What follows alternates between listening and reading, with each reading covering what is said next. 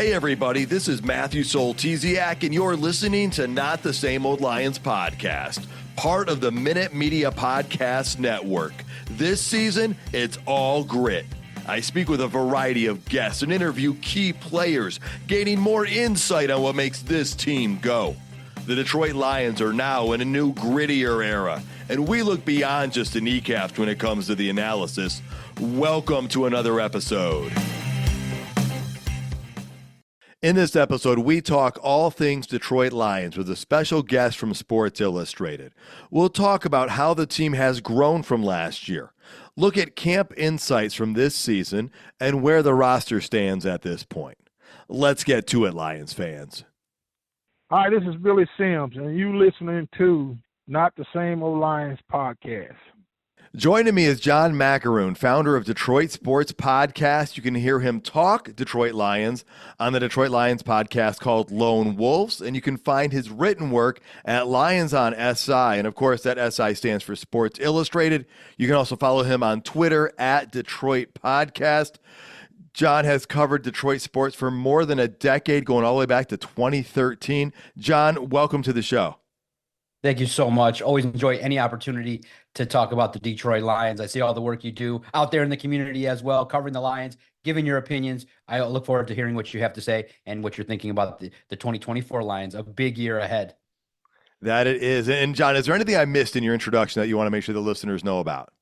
Yeah, no doubt about it. Everything's great. A great introduction. It's been fun to cover the Lions for Sports Illustrated since 2019. And now with the rise of Dan Campbell, it's just made it I was lucky in that I looked at it like an opportunity to cover the Lions under Matt Patricia. It was such a grind, but now you realize that Dan Campbell is the complete opposite in terms of the way in which he conducts his business. So going through the tough times actually prepared me for when Dan Campbell kind of made it a little bit easier with the flow of information. So I was grateful that Matt Patricia used a lot of word salad to describe things, to say nothing. But now it's Dan Campbell's show, and to see completely from day one, from the time he stepped foot onto the Allen Park premises until now, where we're all talking about Super Bowl matchups, it's been a blessing to be a part of it. Yeah, it really is. It is a stark contrast between the two personalities.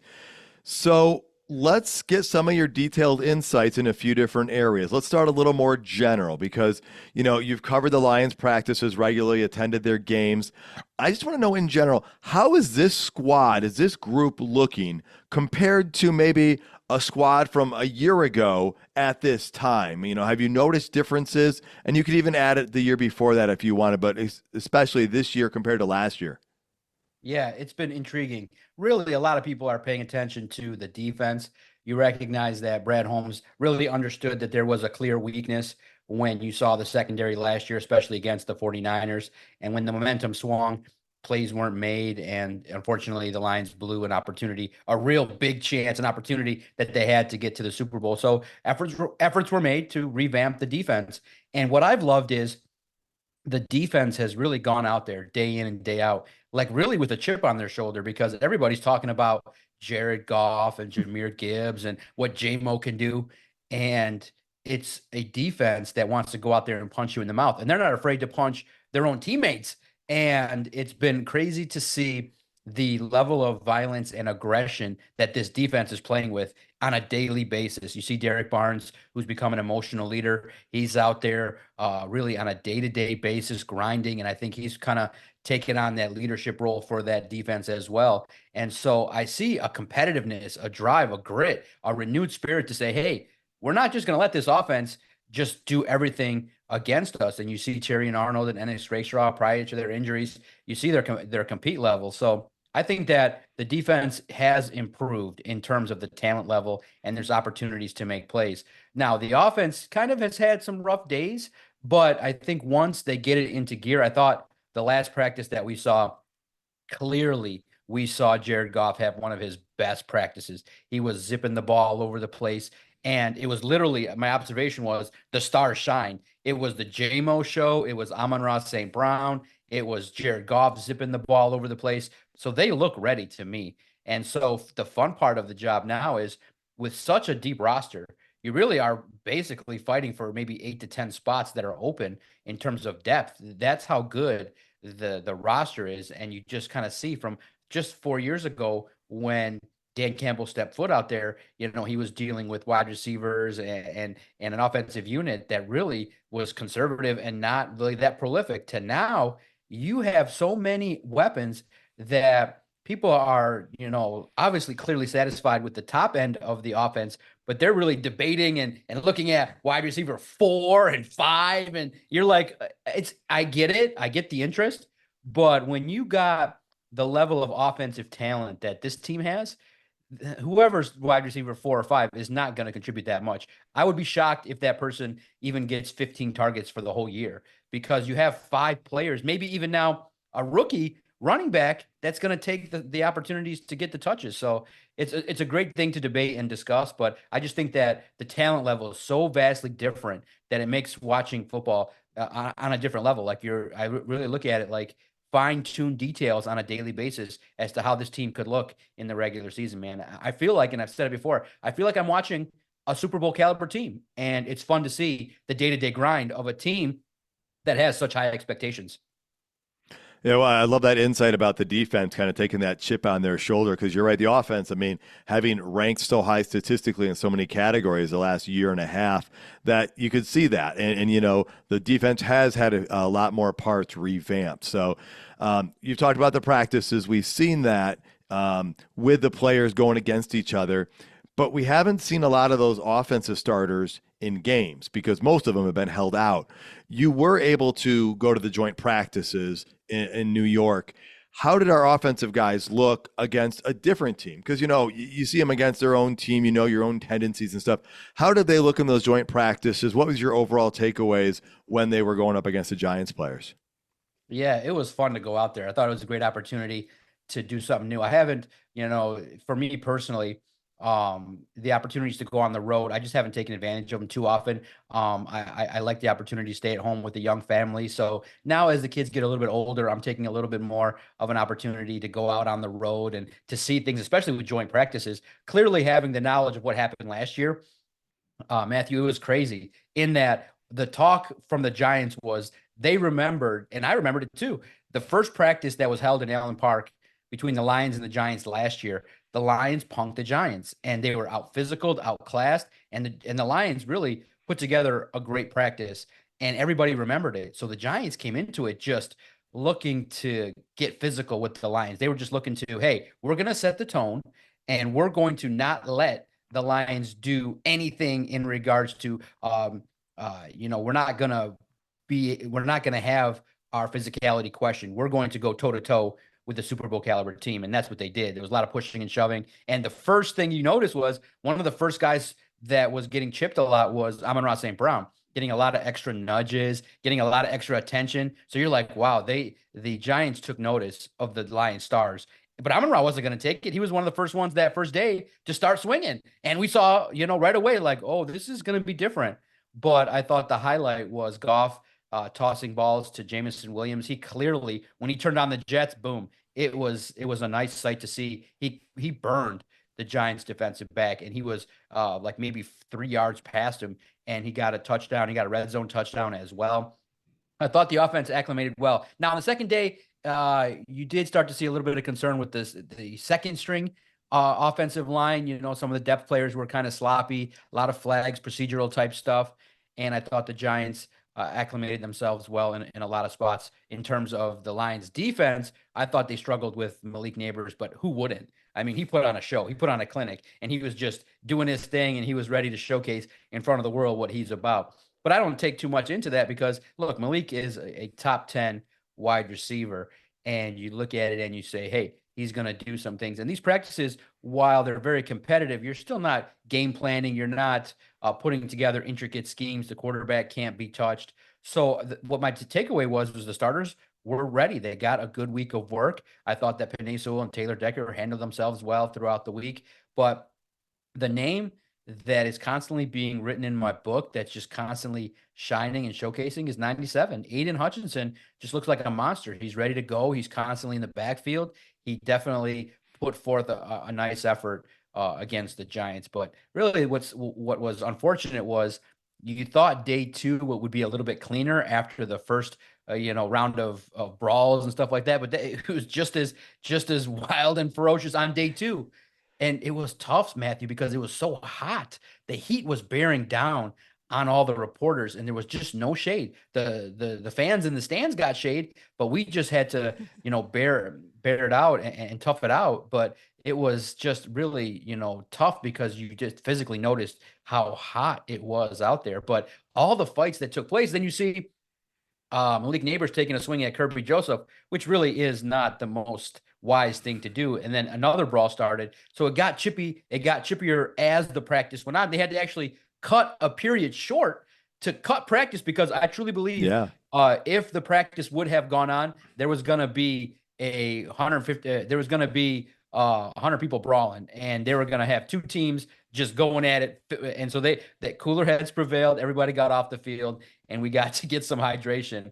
But I thought it was a good week of work. And to be honest, knowing that these coaches know each other, the talk about the physicality was lip service. I think Brian Daboll wanted the Lions to come in, and he wanted Dan Campbell's team to, hey, be physical and show what you got so that our guys can match you as well, so that we can kind of get some momentum as well. These guys know each other. Dan Campbell and Brian Daboll, they're close. So the extra fisticuffs and the stuff, I just think was two football teams battling it out and going mano a mano. But the testosterone level was quite high. For me as a fan, I loved it.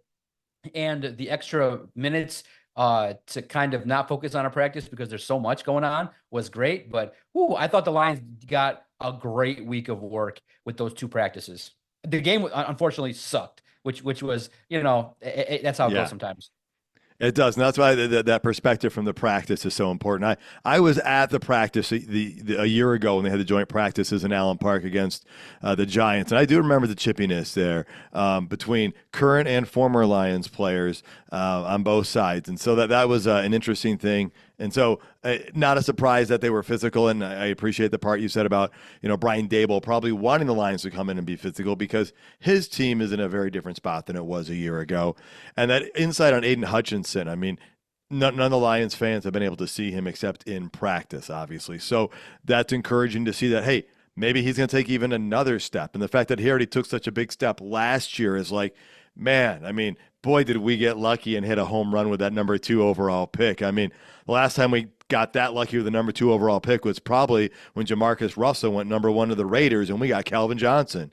So that's exciting to see that with Hutchinson. Now, you alluded to the receiving game a little bit. You talked about how Goff was looking pretty good. The ascension of Jameson Williams, which I am a huge proponent of. I believe it's going to happen as well. I think you saw glimpses of it last year in the second half of the season. And so you just see it kind of growing through camp here. Now, we got to go beyond that, though. We got to talk about the part that I think we've all been talking about since March. And then once the Lions did not re-sign Josh Reynolds, we talked about it even more. I kind of think if we had re-signed Josh Reynolds, we're not even having this conversation right now. But everybody thought Donovan Peoples-Jones was going to be wide receiver 3. And when we say wide receiver 3, we're talking the prototypical 6'2", 6'3" wide receiver for the outside, the red zone target. Antoine Green got hurt. He was starting to show something. Everyone thought Donovan Peoples-Jones was going to ascend and grow into this spot now that he had that whole offseason. Therese Fountain was getting some great press early on. So a couple things. Your thought on that room right now and where it stands, I guess. Yeah, it's intriguing, right? Because I get the idea that people want to know that, okay, the 4th and 5th receiver, who's going to be the next tall X receiver that you can put out there on the outside? Because Josh Reynolds, really, you got to give him credit. He was able to make the plays. And unfortunately, I think that his contract that he got with Denver was a little bit more than the Lions probably wanted to offer. And look, the lasting memory was him having drops in a big moment. And that's unfortunate. I don't know how much that would really play in terms of, obviously he's got a connection with Jared Goff. I think that ended up being a numbers game. I think the drops clearly were a factor, but I do think that he was a reliable individual, a wide receiver that when he received the football, typically extended drives and got first down. So the comfort level definitely made people very secure with what was going on with the offense. But now you look at it and you say, okay, you look at Josh Reynolds' stats from last year, and you recognize now you have an emerging receiver in Jamison Williams, who is making highlight catches. You expect him to fight and battle to be the number two. I have said all off season, I'm just hoping that, you know what, his competitive drive, I want to see him come on with a shirt that says hashtag number one. He should want to be the number one receiver. Like, give me the football. Like, if the football is in my, and he's starting to develop that. Clearly he's excitable. He put in the work in terms of added strength and his route running and the crispness of the fluidity of his footwork and where he needs to be. He's done the work. And you look at it and you say, you know what? Okay. You are going to give Jamison Williams a lot of targets. So that's one player. You got Amon-Ra St. Brown, who's just a natural out there. He goes out there, he produces every single practice. You need a key third down rep, Amon-Ra St. Brown gets the football. You need a one-on-one battle that you want to see and get a win, it's Amon-Ra St. Brown. So clearly you're very comfortable, I think, with 1 and 2. And Jamison Williams could be now the next step in terms of his progression is to be that deep threat and to expand his game, to be used like a Deebo Samuel in different sets and routes and handoffs and things like that. So that's that. And now you have Sam Laporta, who's going to get better. So that's 3. Now you also have Jahmyr Gibbs and David Montgomery. That's 5 offensive targets. And I think Brock Wright is going to expand his game offensively with the contract that you gave him. Now he's clearly, him and Shane Zylstra, I believe, who will make the roster, will probably be, more inclined to block, but you have now opportunities for 2 tight end sets. So you're going to be able to run the football a little bit more. And now if Vaki continues his to showcase that he can be a reliable option out of the backfield, now you have opportunities for him and Craig Reynolds. So I think that the loss of Josh Reynolds will be made up and spread out over those 5 guys. And then, there's opportunities as well. We cannot discount Khalif Raymond. He's number 3. He's been held out of the games because he's getting the veteran treatment because he's earned it. He makes plays. So you understand, okay, you do need maybe that one more big body target. And everybody thought it would be maybe Antoine Green or Donovan Peoples-Jones or Darius Fountain, but it hasn't been consistent. So it's an area of need. Now, look, Brad Holmes will always look to improve the roster. I've written on Lions on SI, maybe Darius Slayton from the Giants, who you just watched, in terms of having a joint practice. He's maybe falling a little bit on the depth chart. Maybe a player that ends up, getting cut unexpectedly. Some are clamoring for Julio Jones or Cortland Sutton. There's opportunities out there to go out there and get an individual that can be consistent and maybe get 10, 15 receptions, be another option. But my concern level is low because the offense has so many weapons that it's something to talk about for sure in regards to you want as many talented individuals. And I think you can upgrade from Fountain and DPJ. It is a head scratcher because, Dan Campbell comes out and he says, hey, I'm dying for somebody to step it up. DPJ, he unfortunately, it's a combination of a lot of things why he's struggling. He's got Sudfeld throwing him the ball and he's wild, and Hendon Hooker has been up and down. So it's just, you don't have the time to develop that chemistry with the guys that you have. And it just seems like, even though they did bring him back, maybe you just have him on the roster, but it doesn't seem like based on his play that he's earned that spot. Maybe this is the week where the light bulb just really shines and he gets it together. But if I were to do, and a lot of my writers on Lions on SI, they do the 53-man projections. But, if I did one, I wouldn't have DPJ on the roster because I think Caden Davis has outplayed him, and so has Darius Fountain. So it's unfortunate that nobody stepped up to make people more comfortable. But I think that by the time cuts happen at the end of August, I think that I agree with a lot of the other writers that probably wide receiver 4 is not currently on this roster right now. Okay, you hit on a lot of different topics there, so let me kind of go back to a couple of those. The first one, when you talked about, we have Amon-Ra St. Brown and Jamison Williams, then we have Laporta and the top 2 running backs with Montgomery and Gibbs. On our show, we've kind of been talking about that. It's almost like positionless football, right? Because you're going to see wide receivers running the ball. You're going to see running backs catching the ball. Sam Laporta is not a small target. He could become your red zone guy. So you're right. There are a lot of really good options out there if they don't have that prototypical storied, Herman Moore type wide receiver to throw to in the red zone or anywhere else on the field. So if they go that route, then they might be you think there's a chance that they might go out and look for another wide receiver tall? Because yes, Khalif Raymond's going to be in there and he's going to be very active as well.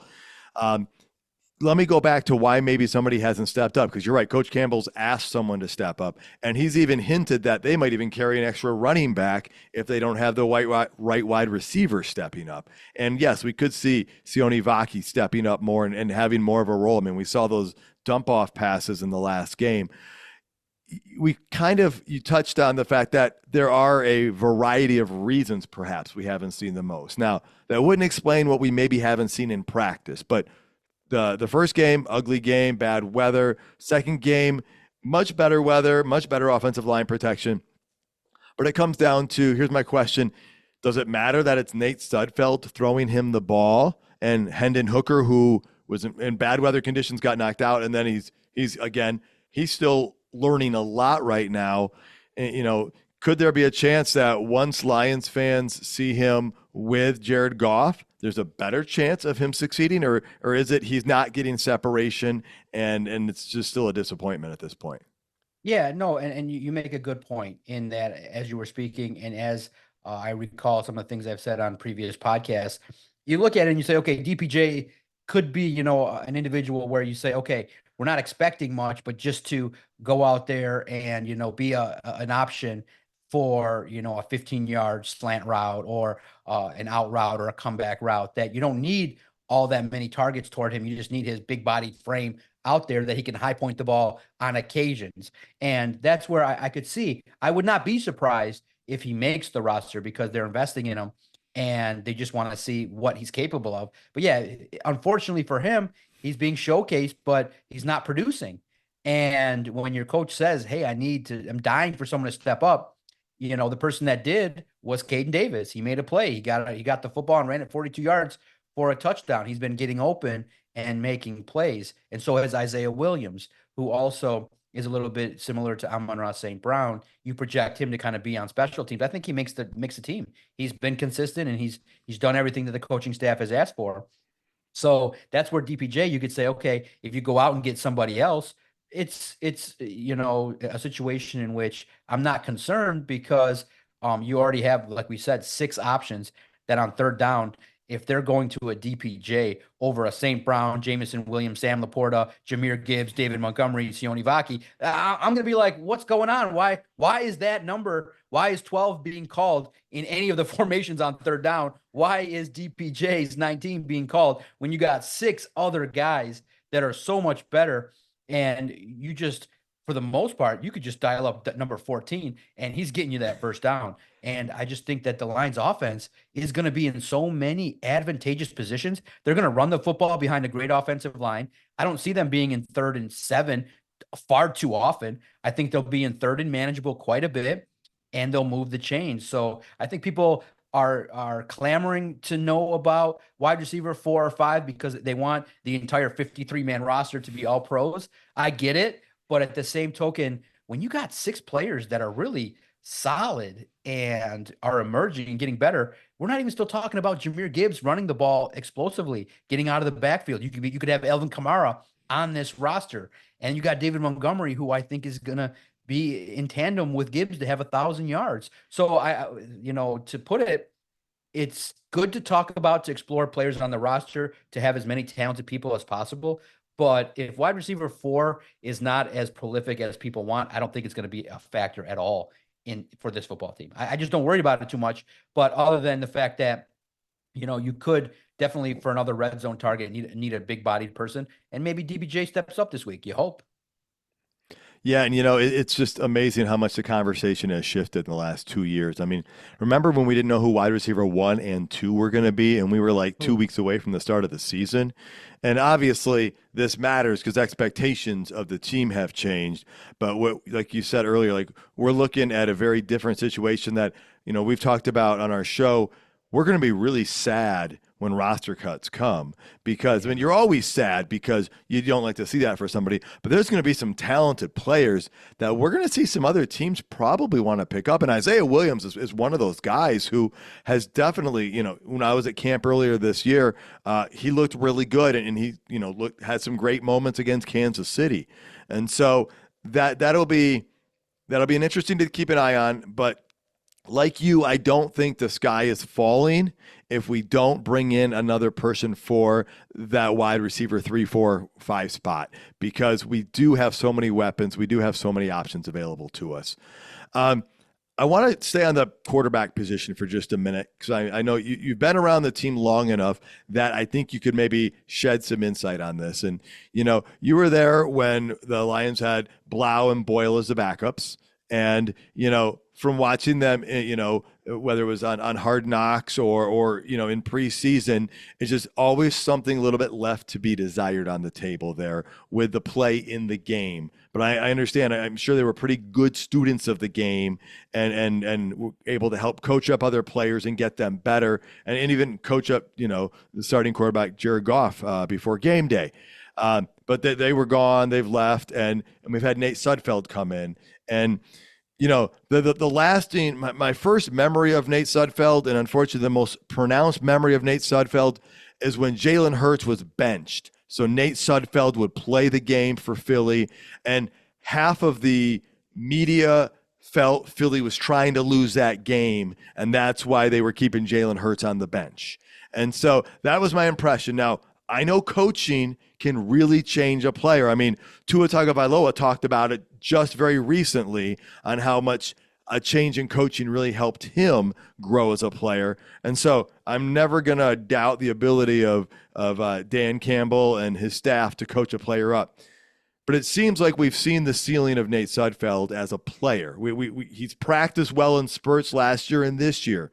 And I firmly believe the Lions are not going to bring in another quarterback, because they're going to go in with Hendon Hooker as a number 2, and Nate Sudfeld will probably go to the practice squad, and he'll be your emergency quarterback. I think the only reason the Lions would bring in a different quarterback is if they didn't think Hendon Hooker was ready for that number 2 spot.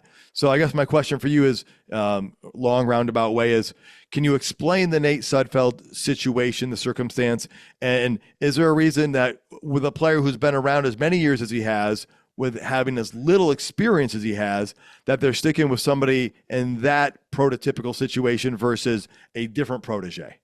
Yeah, no doubt. You said the S word, right? Sudfeld. We got to go down this road. And look, man, it's one of those things where supporters don't want to see Nate Sudfeld on the field. They want to see reps for Hendon Hooker, and it's understandable. You want to see his development. You want to see what he brings to the table, because the upside is so much higher. You want Hendon Hooker to make mistakes. You want him to go up against better competition. But what the Lions do a really good job of is they don't just throw their talent into the wolves. And Aaron Glenn, actually, if you pay attention to what he said, our job as coaches is to develop the players, but also to protect the players. And it was really insightful when he said that, because really what it means is that they believe that they will test Hendon Hooker when the time is right. And typically that starts from practice. And Hendon Hooker has been inconsistent. He's had some really awful practices. He's gotten incrementally better. And basically you're looking at a rookie quarterback on the field. So that's why you want somebody with a little bit more experience in the league with Nate Sudfeld. The reason why he's on the roster is he's got a relationship with Jared Goff. And there's more to a person's spot on the roster at the quarterback spot than just a playing ability. And for Jared Goff, it's another set of eyes on the field, another coach. So it's somebody that can see things and relay the information, understand. Nate Sudfeld's very smart. But unfortunately, his playing ability just isn't where you or I or anybody that watches. The big question mark is, and you have to look at it from this perspective and context, if something happens to Jared Goff, you, myself, or anybody listening should not be comfortable that Hooker or Sudfeld will get you wins, because Sudfeld, while he has, Hooker, while he has taken strides forward, there's still lots he's got to learn. He's only played against the Giants and the Chiefs, and the Chiefs in the second half are against guys that might end up like you and I doing podcasts in 2 weeks. So that's not the level of competition that you can say comfortably, oh, if something happens to Goff, that, hey, we throw in Hooker and he's going to be successful. There's a good chance he may have some success with the ones, But at the same token, I would foreshadow what I've seen in practice, where I think he could move the football, but at the same token, with elevated turnovers, with some mistakes, because opposing defenses are not giving you anything in the preseason. That's where when I see assessments and interpretations, yeah, Hendon Hooker's number two. Well, I think that's just being a little bit short-sighted and wishful thinking. But I think the reason you could say that is Hendon Hooker is going to be the backup by default because Sudfeld just isn't good enough talent-wise to play clean football at this level right now. And that's just the way it is. So I just think that he's better in the room than he's ever going to be on the field. And there's something to that where, hey, when your $50 million quarterback needs somebody to look to, he's looking to look and talk to Nate Sudfeld about certain things away from the field and on the field with different defenses. So it's just the way it is. I would not be surprised if Sudfeld is caught and they do invest in a different quarterback. I mean, they went to Teddy Bridgewater last year late. So maybe is it Ryan Tannehill? You know, if nobody goes down and there's no open starting job, I think Ryan Tannehill really is the perfect backup to come in here and ease everybody's mind. And I said it on the Lone Wolves podcast. I said, if you're Hendon Hooker and you're being taught by Goff and Sudfeld, I think that you get more value out of being taught by Tannehill and Jared Goff. You have an individual in Ryan Tannehill who's started in the league, who's led drives, who's had comeback situations, who's had some success. So I think you're doing a disservice to Hendon Hooker by having Sudfeld in the room as well, if there's an opportunity to upgrade. So I would not be surprised if Sudfeld is not on this roster, but at the same token, you're right. You know, they could value the leadership that he has, and he could be somebody that ends up clearing waivers or things like that. So it'll be interesting to see. But yeah, it's to me, the most important situation now is let's see Hendon Hooker start against the Steelers and maybe even play 3 quarters. Yeah, I think that's what every Lions fan is hoping for. Heck, we were hoping for it this past week against Kansas City. Obviously, it made sense with the limited practice reps and stuff like that, that they didn't do that. But yeah, I think everyone's hoping he starts against Pittsburgh and plays at least the first half, if not 3 quarters or more. Get him those reps because Coach Campbell's talked about that. The reps. At Kroger Pharmacy, care is what's most convenient for you. Care is being here when you need us. We're open evenings and weekends. Care is helping you save more. Most insurance plans and discount cards are accepted at your local Kroger Pharmacy. Care is saving you time by managing your prescriptions online. You can request refills, check order status, and more. Care is convenience that works for everyone. Kroger Health, a world of care is in store. Services and availability vary by location. Age and other restrictions may apply. For coverage, consult your health insurance company. Visit the pharmacy or our site for details. Well, John, let's jump over to the defense a minute here. That defensive line, you already talked about Aiden Hutchinson looking pretty good out there on the edge in practice and whatnot. How's the defensive line looking to you? Is it, leading to the direction that we hope and think it's going to go? They were really good against stopping the run last year, the Lions were, and that starts with those guys up front. Is it still trending that direction? Now, we've got a lot of new parts there too, right? The Okora brothers are out. Benito Jones is out. There's another player or two who are no longer in the mix for some of these roles, and we got new guys in there. So how's the front defensive line looking? Yeah, I'm excited. That's really the side of the football I really gravitate more towards in terms of my understanding of defensive play, but still, looking at both sides of the ball. But I love the defense. I love what they've done. First and foremost, clearly they acknowledged the mistake last year. John Scott Jr. was inexperienced. He came from college, and it didn't resonate, in terms of the way in which some of the guys developed and the execution on the field. Now you bring in Terrell Williams, who everybody's raving about, has experience, respected widely amongst the entire NFL, amongst the top defensive line coaches in the league. And I think that when you have a Broderick Martin and a Josh Pascal and a Levi Onwuzurike, those guys are going to be key for that defensive line. And today, earlier, I had a chance to talk to in person on a podcast, DJ Reader. You haven't even talked and seen yet DJ Reader and his ability to stop the run and what he can do to unlock Aleem McNeil. I think that, DJ Reader probably is more going to you could probably look at it and say that, the first couple games he won't be available, but towards the end of the year, when it's most important for this football team to have the defensive line healthy, you could potentially line up, and this is great if they all stay healthy. Just think about this to excite everybody. Aiden Hutchinson on the edge, next to Levi Onwuzurike, next to DJ Reader, next to Aleem McNeil, next to Marcus Davenport. Those 5 guys, if they can stay healthy with Josh Pascal and James Houston coming in reserve roles, with Broderick Martin coming in for spells, that is a beautiful combination to give Aaron Glenn the opportunity to win with 4 guys. And I look at it like, hey, there's opportunities now to blitz more too. And you say, my goodness, you could win, in certain situations with 4 or 5. You could bring in the Sam linebacker and Derek Barnes if he can blitz too. So the defensive line, to me, I think is poised to do some damage this year. And when you have a better secondary, then you don't exactly have to get to the quarterback with the same level of frequency, because the cornerbacks are going to cover. You can maybe even take the extra beat to get to the quarterback. But if you unlock Aiden Hutchinson, if Davenport or Houston unlocks Aiden Hutchinson and you get 15 to 20 sacks from him, it's going to be unstoppable. It's going to be a situation in which, we're all expecting this defense to go from 20th to 15th to 14th or so. If you can dream big and this defensive line can get to 10th, or this defense overall with the great defensive line gets to 10th, now you're talking about 12, 13, 14 wins this year. Yeah, the defense can make a big difference in that aspect. And yeah, I love it. Starts it's with just that juicy. front It's just group. so juicy. Yeah, and it starts right with that front group. And we already know we have in the linebackers. That's such a deep room. And, if Jack Campbell takes a small step, even a little bit more of a step from his rookie year, that will make that linebacking core that much stronger.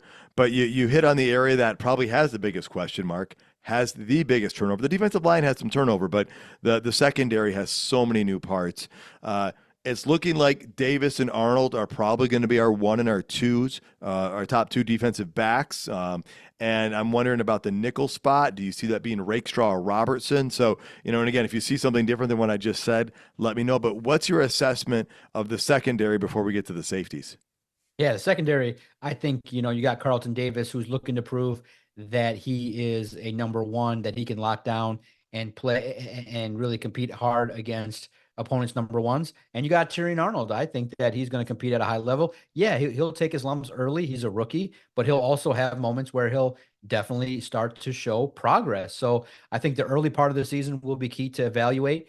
Amik Robertson is a pleasant find. He's a gamer. He battles. Yeah, I would say that, you look at it in terms of starting, in terms of, the better way to look at it is playing time percentage on the snap counts.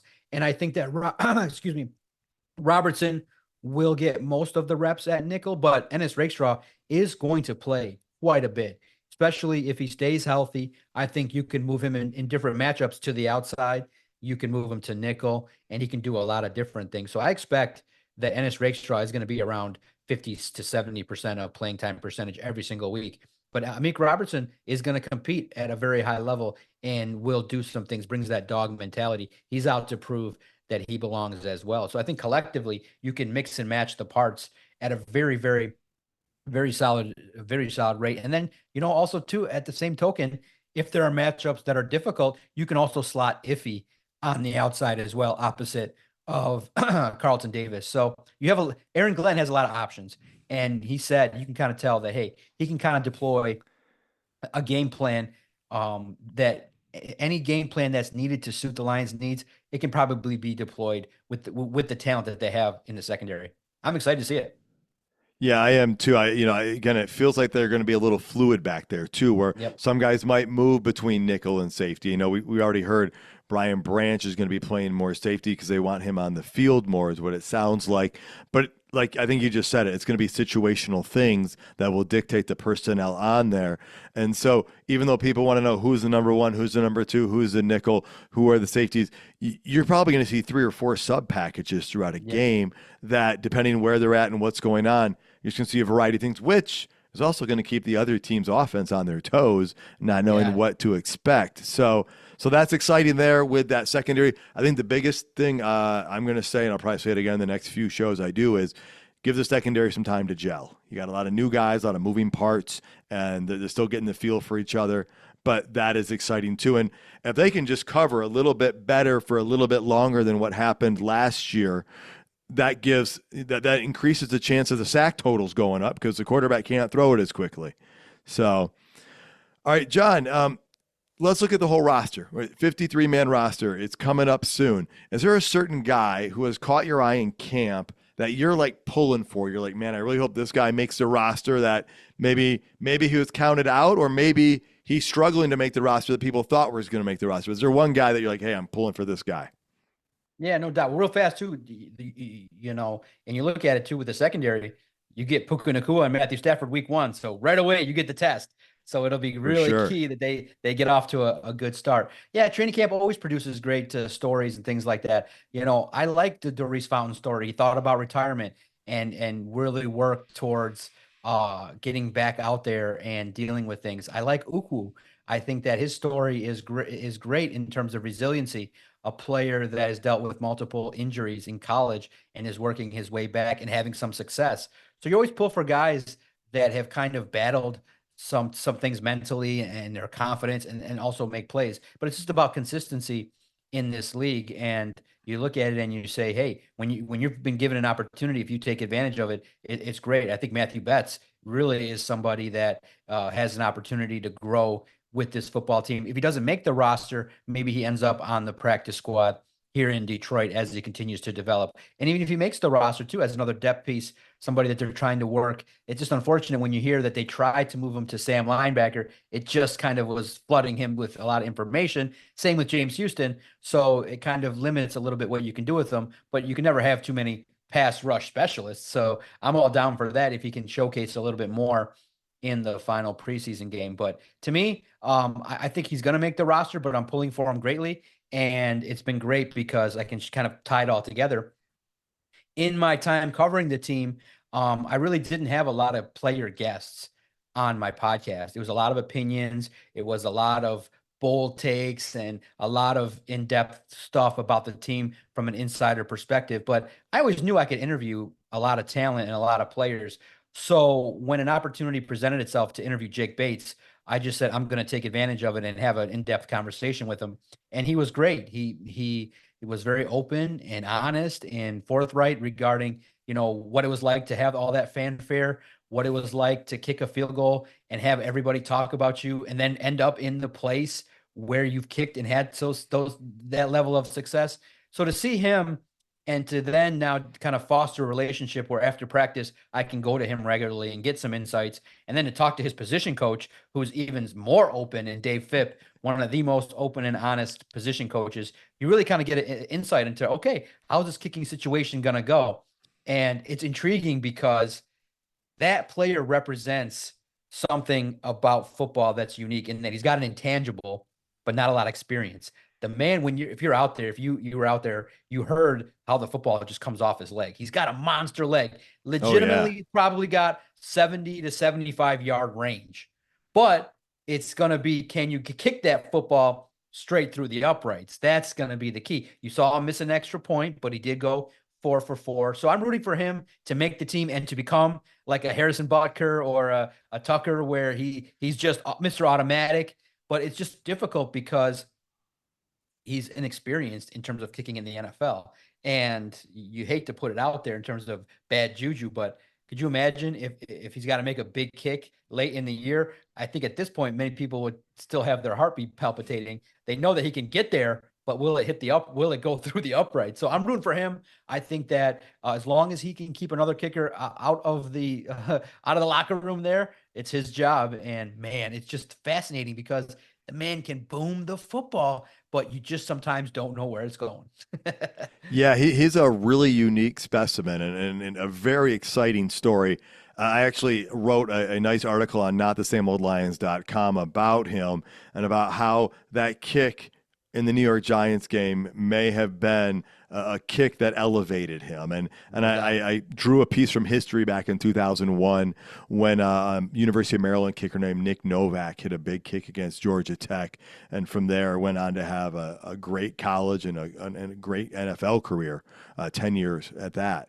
So, yeah, and if Jake Bates can, replace Matt Prater, I think Lions fans would be really happy for that consistency and that long ball range. And it adds a whole nother dimension to this team.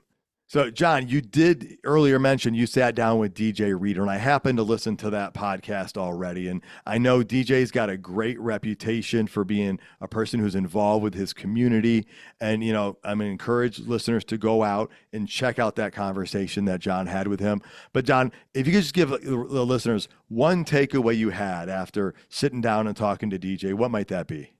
Yeah, smooth, man. He's a veteran.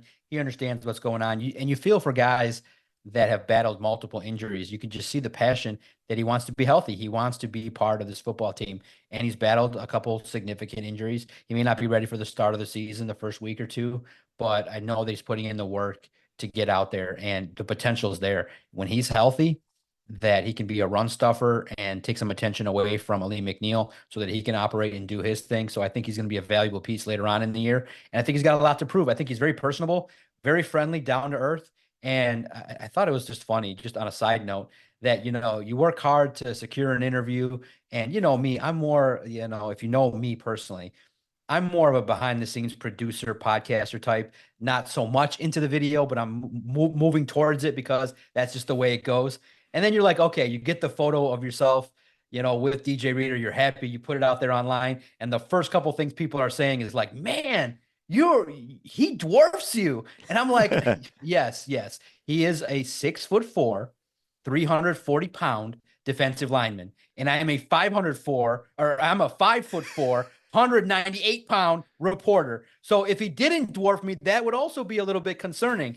But the way the photo was taken makes me look maybe even smaller based on how it was. It was in a school. That's the way it was taken. So I had no ill will for all you clowns out there that were joking about it. Check it out at Detroit Podcast. You can laugh at my expense. But I thought that he was gracious to speak to me before the foundation event. And he's somebody that has received presidential awards for community service. And I just think that when you're raised right and you come from a family, a strong family foundation, and you want to give back, that he's going to leave his mark not only on the football field, but away from it as well. And it was a pleasure to talk to him. I enjoyed the 12 to 15 minutes that I had to talk to him. And you just get a sense that, it's been a grind to rehab, but he's willing to do anything and all things to get back to help this Detroit Lions football team. Awesome, John. Yeah, and you know what? That speaks to the type of character, the type of people that Coach Campbell and Brad Holmes are bringing into that Lions locker room, and a lot of excitement to see what he can do when he gets fully healthy and out on the field as another member of this Detroit Lions 2024 squad. John, thanks again for taking the time to be here. Can you again please remind the listeners where they can find your work? Yeah, no doubt. Thank you for the time. You hit me up anytime. I know we've talked before about Lions football and podcasting, and I always enjoy reaching out to those that are intrigued by this awesome style of broadcasting and podcasting. I know you're also out there in the community too. You went out there and did the Jameson Williams community event. So you're doing great work with the Same Old Lions website and podcast. So keep it going. I want to keep reading the great work you did. I like the Nick Novak story. I thought that was very interesting to put that name back in my lexicon. For me, you can find me on Twitter at Detroit Podcast. That's the hub. That's kind of where you can connect to everything, where you can reach me. I feel like I respond to most things, or at least will like most things that are sent my way. But that's the hub. But at the same token, if you want to visit and get daily insights, analysis, videos, and free comprehensive coverage of the Detroit Lions, just visit si.com/NFL/Lions. The website is called Lions on SI. If you just Google it, you just type in Detroit Lions SI and you'll find it. Or if you see my name, John Maakaron, all the stories are there. We put out about 5-6 stories every single day. I'm at Allen Park for every single practice at training camp, and we provide inside analysis. And I think that the one thing that we bring to the table is this free coverage. You don't have to subscribe to anything. You just click on it, enjoy the videos, enjoy the content every single day. And we try to bring it from a perspective that's relatable and understandable, from a person that grew up a season ticket holder who suffered through the Matt Millen era, where I can recall, season tickets where I think in my lifetime, my 6-7 years as a season ticket holder, the Lions maybe won 6-7 games. So we were tortured. It was tough, but I lived through it. And now on the other side, to be a media member covering the team, it's been great. And I hope you enjoy the ride with me, because I think that we bring you a level of coverage that's fair and balanced and very similar to everybody else. Awesome, John. I appreciate it. And I was working for an NBC affiliate in television during the Matt Millen era, and let me tell you, it was rough. I mean, I tuned into every game, faithfully, but those results were oftentimes very disappointing. So, John, thanks again for being here. Have a good rest of the preseason, and can't wait for the kickoff here in just a very short time, folks. Thank you so much for tuning in. You can find more episodes and content at notthesameoldlions.com. If you're listening on YouTube, please hit that like button. And while you're at it, tell your friends about the show and please subscribe regardless of your listening platform. Until next time, stay gritty, my friends.